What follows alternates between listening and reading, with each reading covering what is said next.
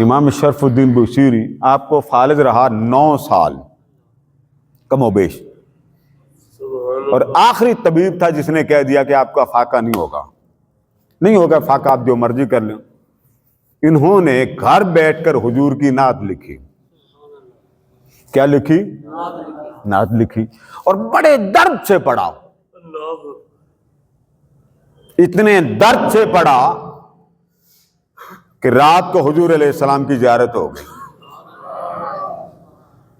درد کام کرتا ہے اگر درد والے ہوں، ذرا میرے ساتھ بولیے، درد کام کرتا ہے پاکستانیوں اگر درد والے ہوں، درد کام کرتا ہے، ملک کی تقدیر بھی بدل جاتی ہے اگر درد والے ہوں۔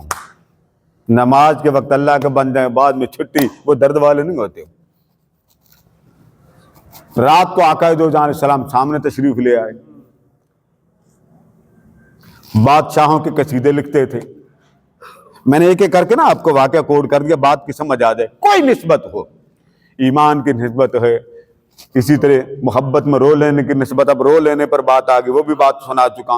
حضور کو پیار میں رو کے یاد کر لینا، یہ ایک نسبت ہے۔ تو حضور علیہ السلام سامنے تشریف لیا۔ اب قصیدہ بردہ عربی کا لفظ ہے، یہ چادر کو کہتے ہیں بردہ۔ تو آقا دو جہاں علیہ السلام نے فرمایا، اس واقعہ کو مولانا اشرف علی صاحب تھانوی دیوبندیوں کے امام نے بھی لکھا،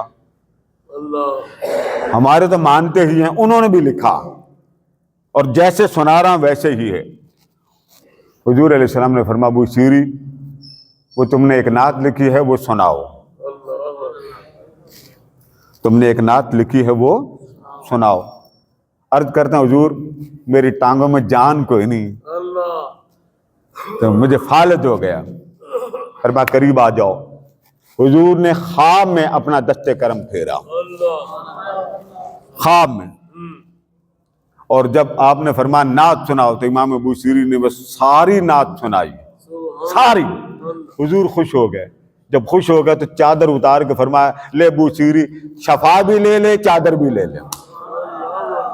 صبح اٹھے چادر موجود تھی۔